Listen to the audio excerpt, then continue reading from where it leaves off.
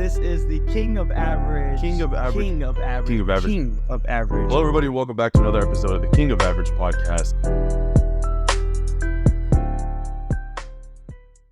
Yes, sir. Welcome back to another King of Average episode with your boy Malik Hi. and your boy BB. What's up? Hey, dude. Shout out Fever Tree. Dude, shout out Fever Tree. We love you so much. Please sponsor this video. This channel altogether. Okay, dude. Well, what are we talking about today, good sir? So today is going to be about a very important topic that, we've brought up multiple times in the past. And it's simply about keeping your presence as a present. Mm-hmm. And I want to start off with that question I always ask you. Whenever you think of a person that has presence, what comes to mind? What are some characteristics does a person have who has like some presence? Great question. Thank you. I've always had this envision. I've always had this vision of like myself being a certain way whenever it comes down to like any given social situation. Like I remember like even back in high school days, I've explained this to you before, but it's basically where like I've always wanted to be like that guy who, no matter who, no matter when, no matter what time, no matter where, no matter what the situation is, the moment somebody saw me, it was like, yo, BB, what's up? You know what I mean? And I didn't really care for it to be anything but like that superficial, here comes the guy with a lot of energy. You know what I mean? Oh, there's BB, we're bound to have a good time. You know what I mean? There's BB, here comes the energy. There's BB, it's lit. I've always envisioned myself as that person. I don't know why, I like the attention.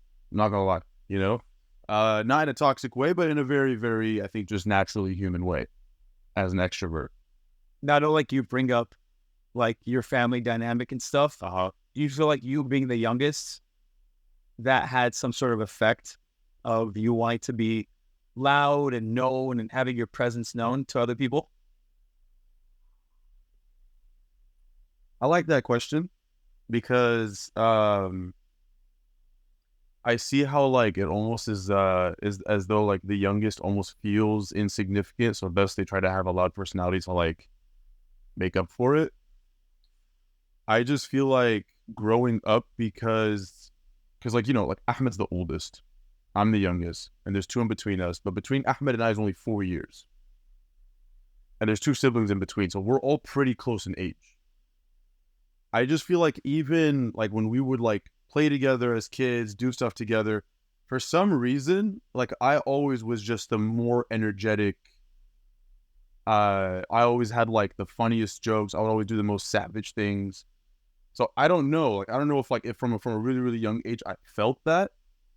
I don't have like any like me like you bringing it up or me thinking about it right now. It's not like there's like some trauma back there that I'm like denying.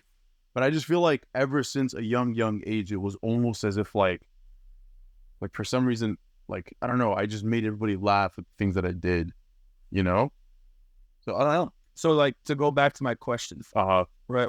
What characteristics does a person have? Like for like presence. Whenever you envision someone that has a presence, they walk into a room and just everyone, all the attention just goes towards that person. Yeah. We haven't said anything yet. What kind of characteristics do you think that person has?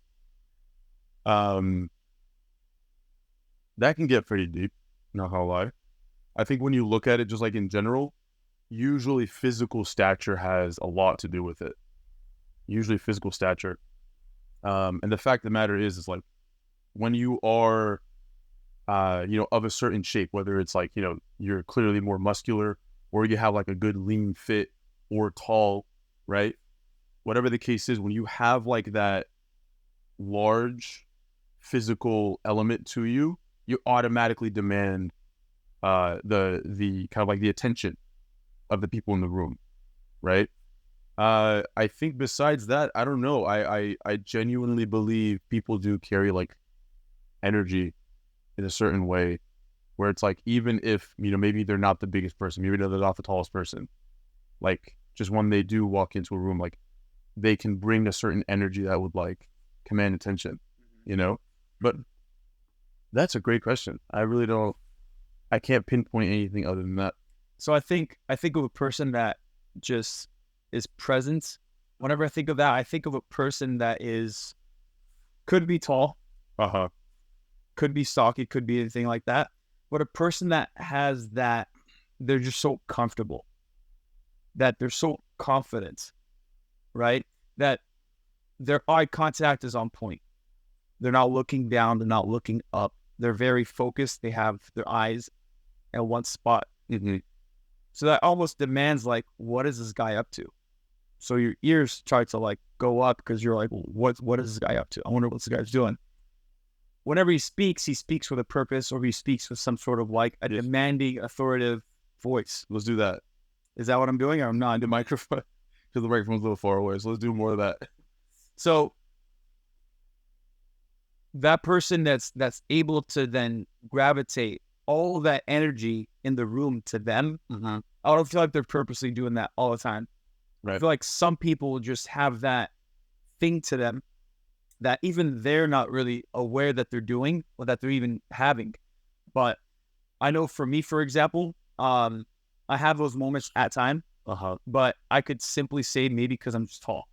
Right. Right. It's not that I'm trying to project alpha, or I'm this or I'm that. I'm some guy of importance, and I have a lot of money or wealth to myself. So, oh, look at this guy. Man, I've heard about this guy. It's not that at all. I simply feel like it's your posture. It's how you walk. It's how you look. It's all of that, man. Like, if you're able to walk at a specific pace, at your pace, if you feel like you're speaking, but you don't have to speak too fast, everything's more relaxed. On tough situations, people come to you, and then you're able to then almost seem like you're unfazed. So that really plays into a person's presence. So, I'm glad you mentioned that, because I was going to ask you, like, what do you think are the qualities you have that cause you to kind of, like, demand people's attention when you walk into a room? And so you kind of answered that. Yeah. So I continue. Besides being tall, one thing I'm pretty confident on is when I walk, I typically walk with a purpose. I'm not just walking around just to walk around. Right.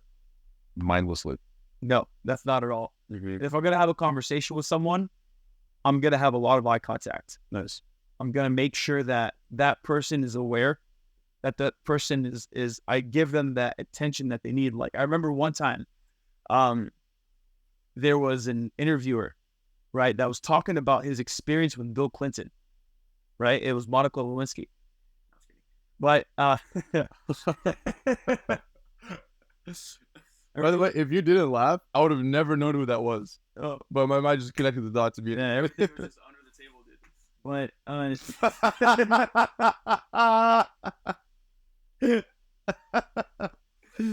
oh, sorry. So on a serious note, the interviewer was talking about his experience with Bill Clinton, and it wasn't a whole, like, interview and stuff like that. He just happened to be in his presence. Bill Clinton was the president of the time, or at the time, and he was giving everyone, like, a handshake and talking to everyone, and just kind of moving through the crowd of people and reporters. It took only a couple seconds for Bill to go up, shake his hand, give a warm smile, and, like, a direct eye contact. He was like, amazing. Like, there's no one that got my attention. He's like, for whatever reason, I felt like I was the most important person in that room for those 5 seconds. Yeah. That says a lot about a nice, welcoming smile, an authentic smile, not just a fake, cringy smile, and then also some eye contact. Yeah. Right? And depends, because there's different types of eye contacts, right? Person's eyes open up. A person, like when you're happy to see someone, you almost see, like, and other people, when they're happy to see you, almost see, like, a light in their eyes. Like, you actually change their mood. Yeah. I feel like if you can master that, so whenever you come up to a person, then that could take you places. because I try to implement that after hearing what that person's experience was, and that benefited me with sales, right? Going up to people at the farmers market and talking to them, I noticed, because of I made that shift to the eye contact, I noticed that people wanted to open up to me even more and more and more, even though I don't really know them that well. Mm-hmm. And I enjoy it. I respect it, and I feel like just tweaking those kind of things can really, really, really push and elevate your standard, or like your status, in just the eyes of people. 100%. So I want to transition the conversation because I like where this is going. I want to transition the conversation into like, what are some tips that we can give people to kind of demand that attention of a room or whatever the situation is? Somebody recently asked me, taking time, Favorite tree, baby. Someone recently asked me, like, they were like, what qualities do you say a person needs to have, or like, what should they focus on? Because they are, in their job, they have a lot of situations in which they give presentations, but those presentations give them anxiety, right? Which is very typical to everybody, Those presentations give them anxiety. They have to present to people who are basically like either execs or like board members or whatever. So it puts him in a position where even though he's giving this presentation, he always feels like, because he's the subordinate, it almost like gives him like kind of like that feeling of like, why am I doing the presentation? What qualifies me? And so he asked me a couple, but he asked us, what are some things that I could like, have just running through my mind, in order to give better presentations. I was like, dude, fantastic question.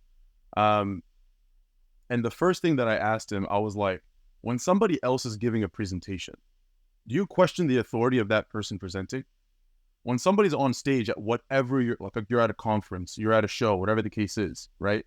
Even like somebody who's like hosting a concert, right? There's always like an MC, introduces the main talent, introduces whatever the people who are opening for the main talent, whatever the case is. Do you question the authority of that person on the stage who has the mic? No, you automatically give them that authority. You automatically give them that authority, right? So when you turn on your presentation, you have to keep in mind, right now, I'm that guy. Right now, I'm the person presenting, right?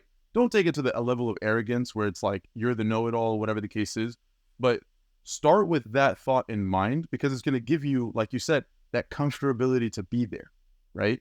So you're going to be a little bit more relaxed. You're going to focus on what it is you need to do. You're not going to focus on the reactions of others, because you have no idea. You're assuming that they're just like judging you, but you have no idea.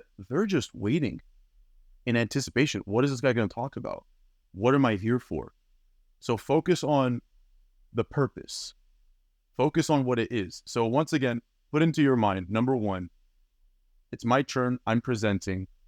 I'm that person right now, right? Number two, like you said, like similar with like your eyes, similar with your walk, stay focused on the topic at hand, right? Don't worry about, cracking a silly joke just to get people loosened up. Don't worry about any of that. Focus on the topic at hand, right? Another thing that I suggested to him is like, get interactive in a way that is productive. You know what I'm saying? Don't be like interactive in a way that's like, trying to like be cheesy, funny, or like whatever the case is. Be interactive in a way that's just like, point out to some of them, be like, hey, is everything I'm saying so far, does it make sense, right? Does anybody have any questions? Y'all doing great? All right, cool, right? So be interactive to a certain degree to where people still feel, okay, yeah, we're a part of this, But the main thing really was kind of like, focus on the topic at hand. And I really like the idea of like what you mentioned earlier, the good posture, right? And just being clear with your speech, right? Those are some of the things where it's like, because you carry yourself in that confident way, people are going to look at you, and even though they just met you, they're going to elevate you in their eyes naturally, just because of the way you're carrying. Yeah, we could sniff out, I feel like many human beings, your average human being could sniff out fake. So when you're having a genuine conversation with a person, we can really sniff that out. Like we will really get that. I like to have as genuine conversation as much as I can with people, because if I try to change my voice Mm-hmm. to someone else's, or I try to like change who I am for another person, I can't hide it because I'm not comfortable doing that. So it's obviously going to show that, like, what's wrong with this guy? This guy's a weirdo. Why? You've been doing it for however long you've been yourself for however long you've been existing, right? Why switch up now, right? Pinpoint if you're goofy, if you have some sort of stutters or speech impediments or anything else, like that shouldn't hold you back, right? Own up to it.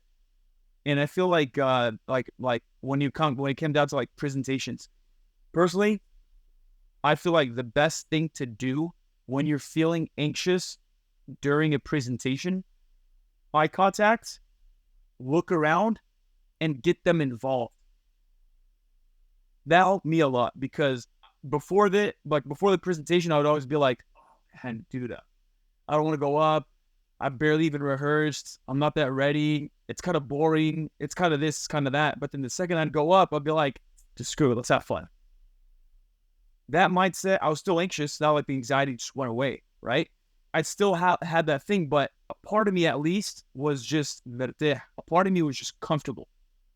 And then from there, you're kind of like, okay, this kind of feels good. This is good. This is good. It's not as awkward. People are starting to laugh now, as opposed to you going up and be like, hi, everyone. So look at the board. So according to the law of theory, this and that, and this and that, and this and that, and this. All right, I'm done. Anyone have any questions? No? All right. I hated those people because I was bored out of my mind, right? As opposed to that person that came with high energy. They talked a couple of the bullet points, but they'd give a lot of their own, ideas and their own. Yeah, show that you understand what you're talking about. Even if you don't, it just read one line, and then from there, BS. Read the other line, and it's BS. Yeah. Right? Make it relative. Make a joke out of it. Make an example out of it. Whatever you want to do, but then that gives, because that's going to come off genuine. Yeah. Because you're like, what is this guy talking about? Mm-hmm. This is not on the board. Now I have to focus, right? Like your whole outline, your whole script is not written on the board. So as a viewer, as a person that's attending your lecture, I don't know what the heck you're going to say right now. So that kind of brings me to be like, oh, I wonder what he's going to say.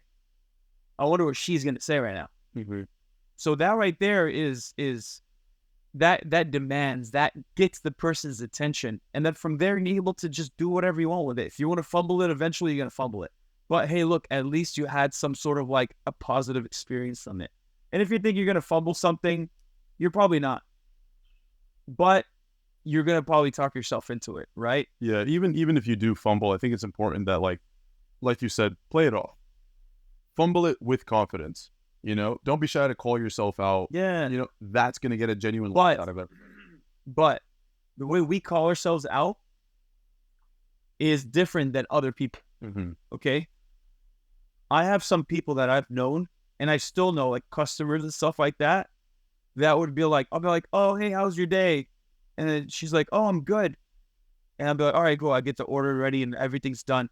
And then she'd be like, oh, here's my bag. But I don't have exact change. I know, I'm so stupid. I'm so dumb. And I'm just there like, no, I can give you the change right now. Like, there's no problem. Don't worry about it. Oh, I forgot my bag today. Oh, I'm so sorry. Oh, I'm so clumsy. Oh, and I feel bad because I'm like, it's 8:00 in the morning right now, and my coffee hasn't hit yet, so I'm not ready for this. You're right. But besides that, it's sad to see. So if you're gonna bring out like a joke and kind of call yourself out on it, if I stuttered, if my voice cracked, or if anything, right, I'm gonna bring it out like, say like I would say something or I'd do something goofy, right? But I wouldn't be like, oh, I'm dumb, I'm stupid, I'm dumb. You probably think I'm an idiot right now. Yeah, kind of. Oh, yeah, of course. Pull out the Glock, duh. Hey, bro, pull out the Glock when you talk, bro. That would demand some respect. Definitely. I think one thing I wanted to mention as well is you mentioned the whole point of like, making it genuine. And I think what's really something that a person needs to keep in mind, and this is kind of, one of the main reasons why this whole topic of conversation came to my mind recently. You know, uh, one of the things that I realized from very early on is I do have like that extrovert, entertainer type of personality, right? And it got to the point where I almost kind of like focused only on that. You know, I need to be that guy. I need to be the party of the. I need to be the life of the party. I need to be the most energy in the room. I need to be. Say something funny. Say something funny. Right. But like that's me in my head. You know what I mean? Telling myself do something funny. And it was definitely kind of like a waking moment. This was the summer before my last year in college, so I was about 23. Yeah. I came to the conclusion, I was like, dude, I don't want to always be the entertainer. It's Like exhausting. it is. It's very exhausting. And one of the main reasons why I didn't want to always be the entertainer is because um I, just like anybody else, I go through moods. You know what I mean? Sometimes I have my moments where I'm just on a roll, but sometimes I have my moments where I just want to shut the hell up and be a spectator. Yep. I want to be an NPC every once in a while, you know? And so I think that a part of that genuine element, part of the element of being genuine during these interactions, when you are in a public setting, when you are in a social setting, when you are giving a presentation, part of being genuine is recognizing where you're at emotionally in that moment. Maybe you didn't get much sleep. Maybe you haven't had a meal yet. Maybe, like you said, your coffee hasn't kicked in yet, which means you shouldn't have this heavy expectation on yourself to be the most interesting person. Sometimes you're going to especially if you're giving presentations like every single week for your job, right? Or you're part of weekly meetings or whatever. Sometimes you're just not in the mood to be so interactive, be so funny. Play to that as well. Play to the idea that, hey, today I'm just going to be cool, calm, and collect. And it's nobody's business to tell me otherwise. That kind of falls back to the whole thing of like less is more. Mm-hmm. When you speak, don't speak too much because eventually now you're just rambling. Mm-hmm. If you're that guy that always has an opinion, that always has something to say, that like if I say something, I'm going to look at you like, oh, all right, cool, he's going to say something right now. Shh, you guys are going to get ready for this. Mm-hmm. Then I expect that, right? But if you're that guy that has those moments, but many other times you're just kind of chill and laid back, you're kind of waiting for the opportunity just to like say something, then people will appreciate that because they don't expect that. They'll be like, oh, shoot, I was not expecting that, right? If you keep on rambling, if you give so much of everything, if you have, so like the fever tree, as much as we love it, we really appreciate it every single time that we drink it because we don't drink it every day. We don't have it every month. We have it every so often.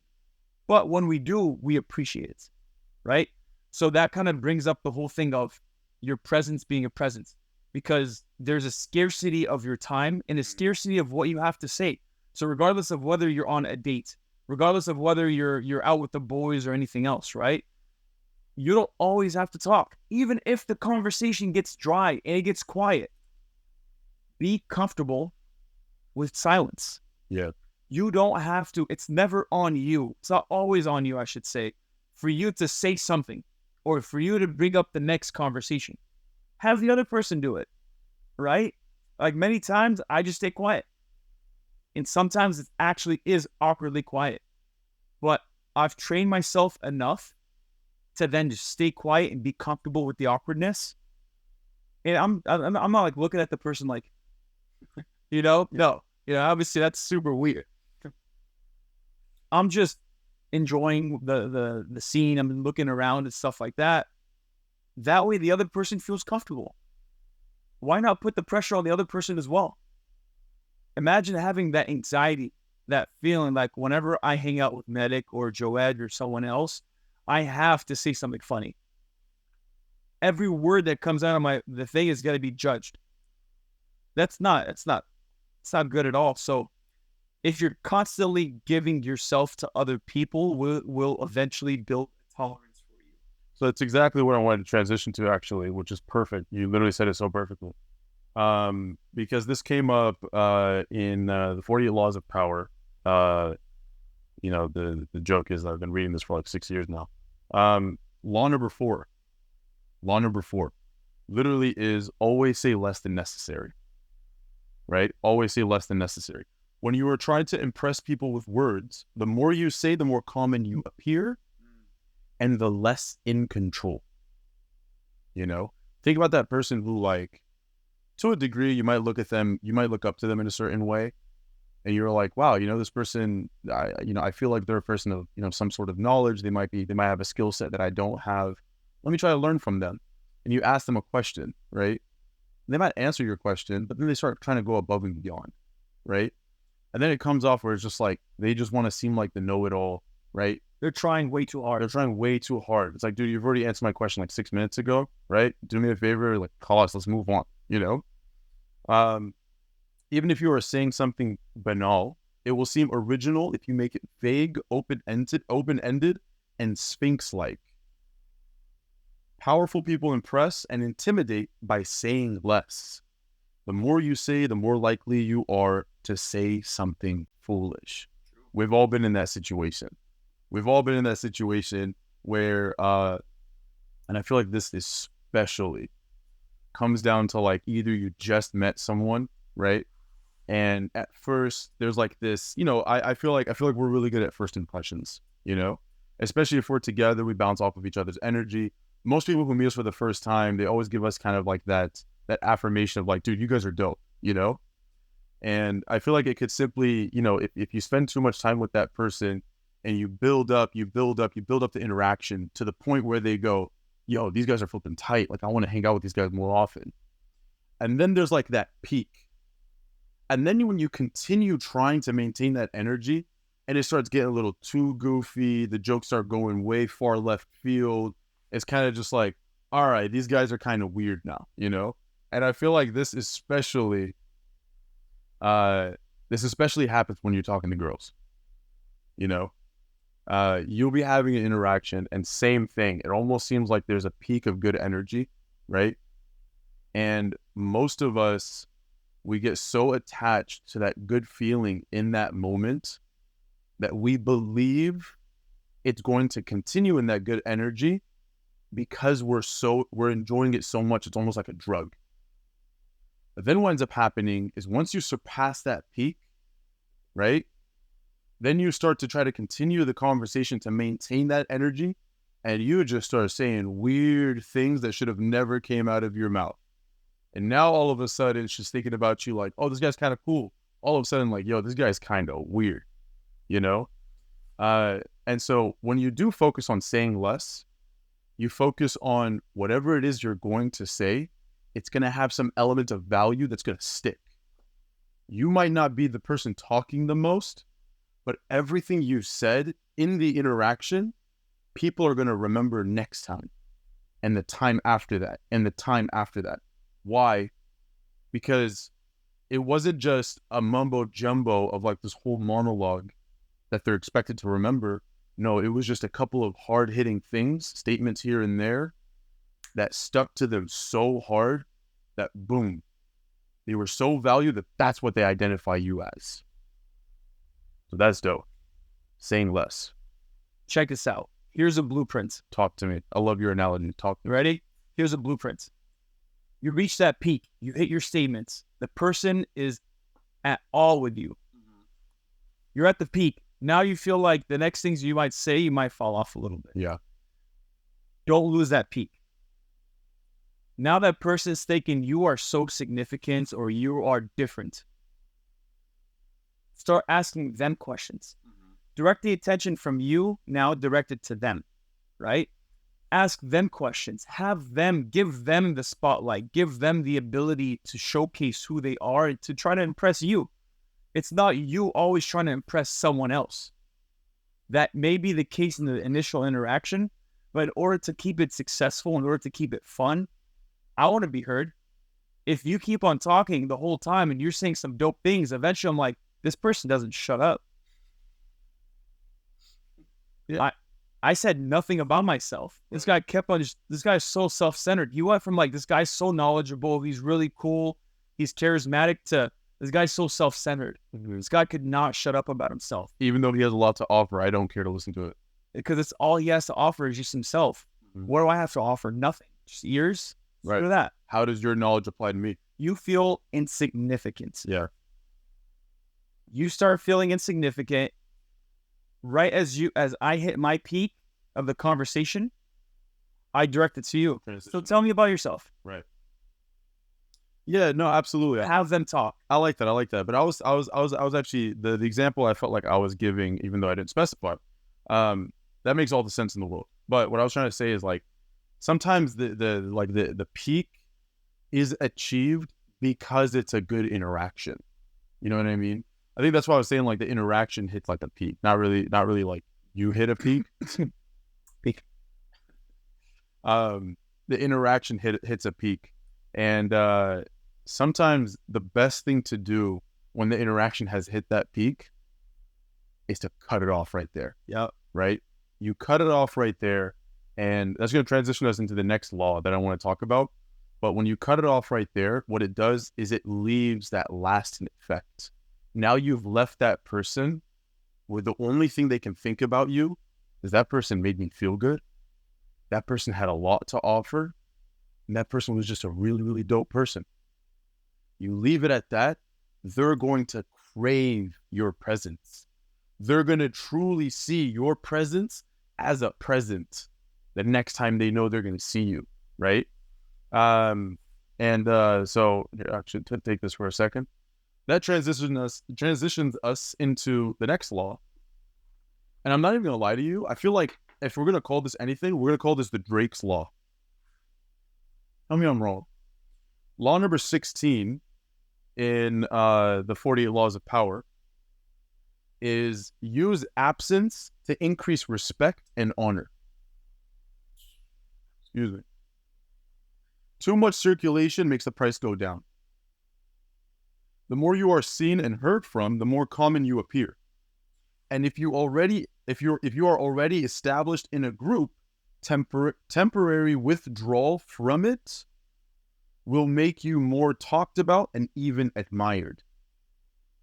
You must learn when to leave, create value through scarcity. Now, this is good for social situations, social status, but this is also good for business. This is 100% good for business. If you have a unique product, like let's say, for example, let's take into consideration the honey business, right? The sage is the most popular. Cool. The sage, we can only have access to sage honey when California has had a great rainy season, right? It's the most popular. The demand for it is high, but there's a natural scarcity to it, which makes it difficult to attain. Cool. So what ends up happening is when we get our hands on a supply, we automatically, because we understand the difficulty it is to get, like, dude, like for example, I think like in like before COVID, like 2018, 2019, there was like a solid like 2 years where there was just no sage growing. There was no sage blossom.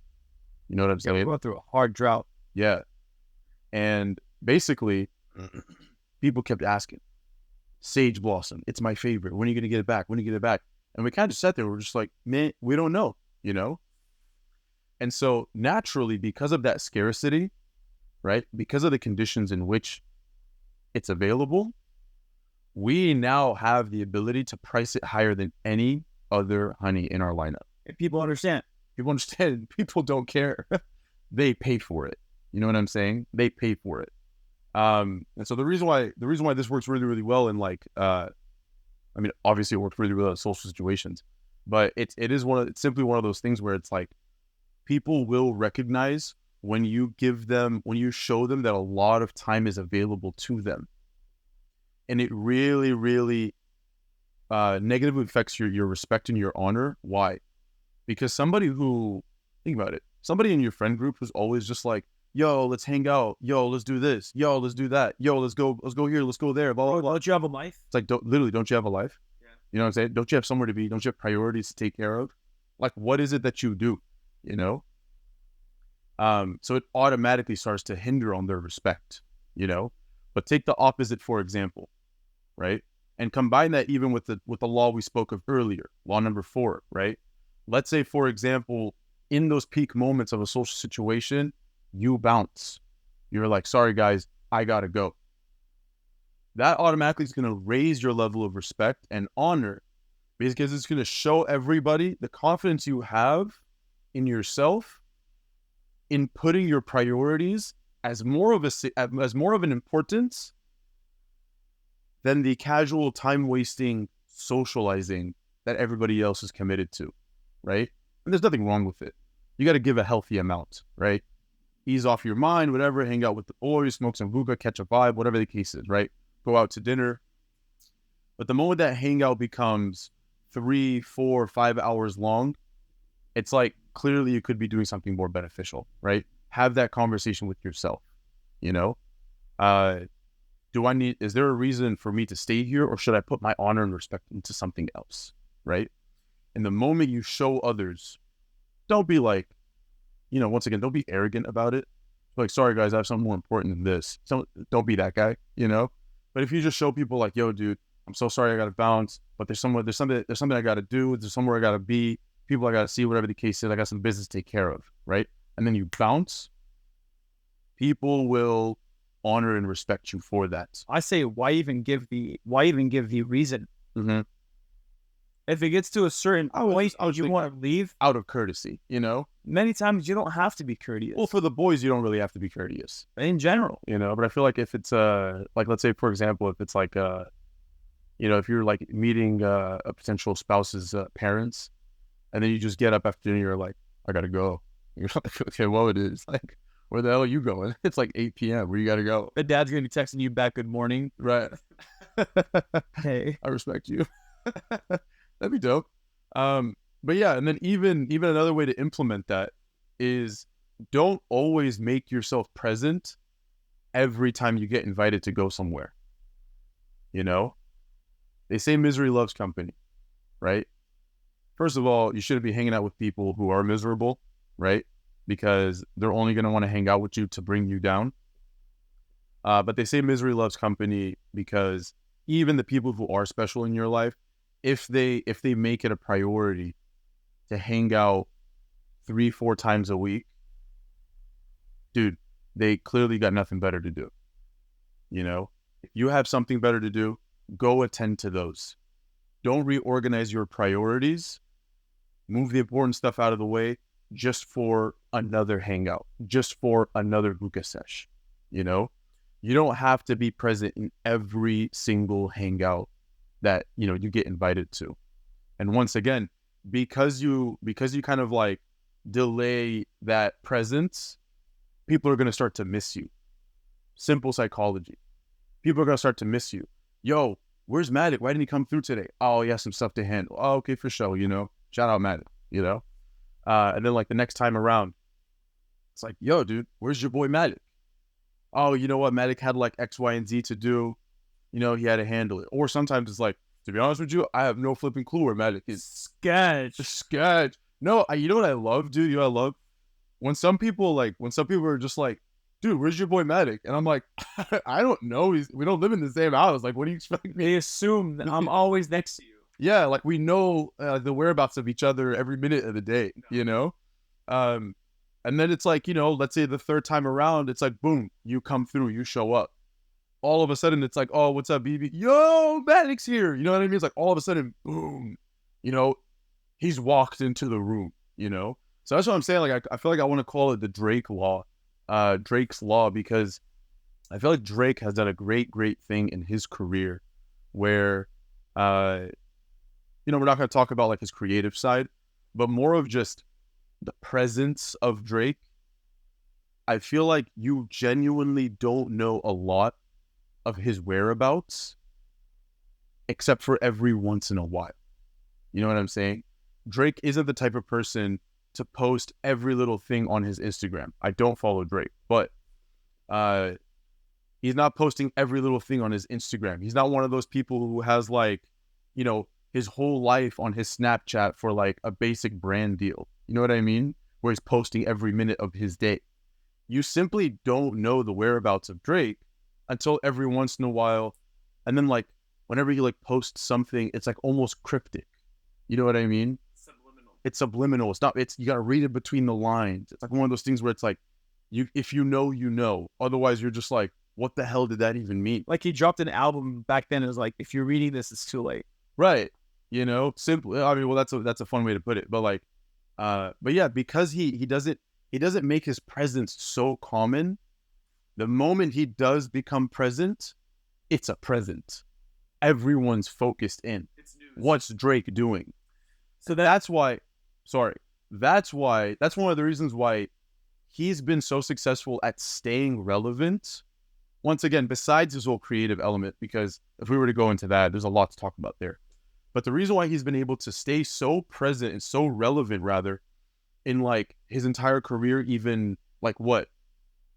It's been like 15, 16 years in the game. You know what I'm saying?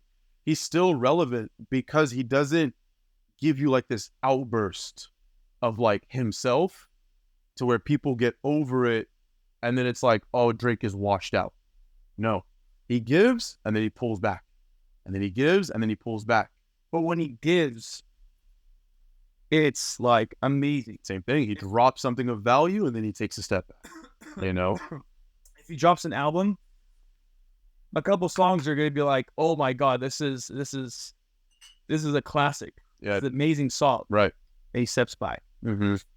and you won't probably hear from him for like another year, Mm-hmm. right? So like, think as a viewer, how can that be you?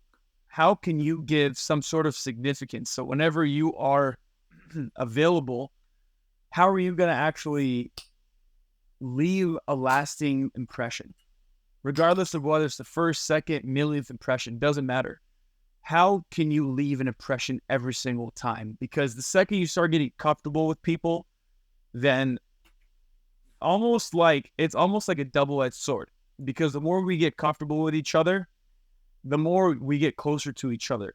But if we're always seeing each other, we say this all the time, we're like, bro, Sick and tired of seeing you, dude. always. We always say that, right? Yeah. Or like, if we haven't seen each other for like a week or two, we're like, dude, where you been, man? How are you? And then like, it just kind of continues from there. So that kind of goes to it. It goes back to the same example we spoke of way earlier, where we were like, you know, talking about the car rental game and stuff like that, where it's like, you know, you're driving this brand new Supra, you're driving this brand new Corvette, and it hasn't had a rental in a while, so you're driving it a little more often, you know? And you're like, people are just like, oh my God, dude, sick Corvette, dude. And you're like, yeah, that's pretty cool, you know? That. And then it goes out for like a 2-week rental. The moment it comes back, you become that 12-year-old again, and you're like, oh my God, it's a Corvette, dude. You drive it and you hear the sound of it, the flipping, the way it steers, you know, the throttle response. It's a part of you. You just, there's this you get reignited with this excitement for the car, you know? It's 100% exactly the same thing. You know, the only thing that I kind of want to comment on was basically just, you know, once you recognize, dude, I'm not my charismatic self today. It's just not my day. You know, woke up on the wrong side of the bed. I didn't do my hair today. Whatever the case is, you know, don't force it. Don't force it. Many times, you know, people will, like, you'll be in a situation. I've been in many situations where people are just like, yo, B, you're kind of quiet today. Like, what's going on? Dude, you okay? Like, what's going on, dude? We expected blah, blah, blah from you and yada, yada. And so from there, I almost have like this guilt trip where it's like, oh, fuck. Do you know what I mean? Like I need to make people happy. I need to make people laugh. You know, I need to bring in good stories, you know? And it comes off, like we said earlier, it comes off disingenuous. It comes off fake. And the way you can definitely ruin your reputation is by forcing it, right? It would be much better for you to just be like, nah, man, I'm just cool today. And I'm just vibing out, you know, like I'm not, you know, it's just a vibe today, you know, nothing's on my mind, nothing happened, but it's just, you know, it's just one of those days. Let me chill out, you know, rather than you be like, okay, yeah, let me hype up, you know, because then you're going to bring in this fake energy that you're just not feeling that day. And then the worst thing that could happen is people start to associate you with that. They start to associate with you that like, oh, you know what, this BB guy, you know, he's trying too hard to be funny. You know, he's trying too hard to be the center of attention. You know, we don't like that. You're whack. You're whack. Like you said, people can recognize when you're being fake. You know, people are not dumb. People have intuition. People are smart. People have feelings. You know, and so it's once again, it's a lot better in a lot of situations where if you're just like, you know what, I don't want to be there.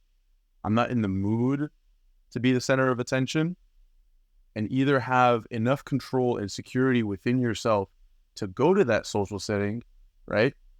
And not be that guy, not be the center stage, or don't go at all, you know? Because in both cases, it will show that degree of self-control, and it will put in people's minds people will recognize your absence, and then people will begin to desire your presence. Well, so simply put, when you're on one, people are going to recognize. When you're not, people are going to be okay with it. If you're constantly trying to put out the same input, but the circumstances, like the situation's not the same, then you're forcing it. People will realize that too. So, long story short, if you're feeling pretty chill, play upon your emotions. Be chill. Be a spectator. Do what you need to do in order for you to be present still, but be entertained. If you're in that mood, you're feeling witty, you're feeling like everything's on point, you're feeling great, keep going at it. Why not? Right? You're in a good mood and it's being authentic, but it really just falls down to being yourself. Know yourself, know your worth. Your actions have been always louder than you know what I'm saying? Basically, your actions always been louder than your talk. You could always talk about all the stuff. I'm this, I'm that, I'm this, I'm funny, I'm this, but that. But then if your actions are not, then it's like, it doesn't really this. I'm such a successful businessman. I could do this. I know all this other stuff, but then your actions don't really prove anything. Then you're like, you're a fake, you know? So be yourself. Stop always trying to please other people. The more you try to the more you honestly just live to please other people, you inside will be dead. You will be depressed and you will not feel that. You will not feel valued because you're automatically putting your value based on the other value people give you. So you're giving that power to other people. Those words of affirmation are based on only other people's feedback, not upon yourself. So love yourself, I guess, right? That's just the moral of the story. Try not to be someone who you're not, right? If you want to be adventurous, if you want to be this, if you want to be that, try to be as authentic as possible. If you want to try new things, do it, right? You're going to feel it's going to be a little corny. It's going to be a little awkward at times, but you can wash that down. Other people will be like, yo, you switched it up today. They realized and they appreciate it because they know it takes a lot of guts and courage to try to actually do something that you're not used to. So if you're not used to taking a seat back, chilling, and actually just enjoying, do that. Switch it up because eventually it's going to eat at you and you will not be satisfied with your life long term. That's the first and last time you'll ever hear Matic mess up a Drake bar. But I like how you put that because... Recovered, baby. I like how you put that because you definitely need to recognize your own value. And like I said, that summer before my last year in college, I literally had to look at myself and I was just like, I'm just everybody's monkey. You know what I mean? I feel like no, he was the best part too. Like I told myself, I was like, I'm just everybody's entertainer. I'm just here to make everybody laugh. But it got to a point where people stopped laughing. And my reaction exactly. Bro, favorite tree is different right now, bro. God. So yeah, it goes back to the simple idea of dude, know your value. Know your value. Don't be washed up, dude. And just like that, that concludes the episode. If you guys liked today's episode, please, please, please like, send a subscribe, comments. That really motivates us to do way more. And if there's anything that we may have said that brought any sort of value, guys, please let us know. Give us a like, do something, give some sort of feedback. If you guys absolutely hated today's episode, comment. All right? And then screw you. Just like that, we're signing off. My name is Malik. And your boy BB. Peace.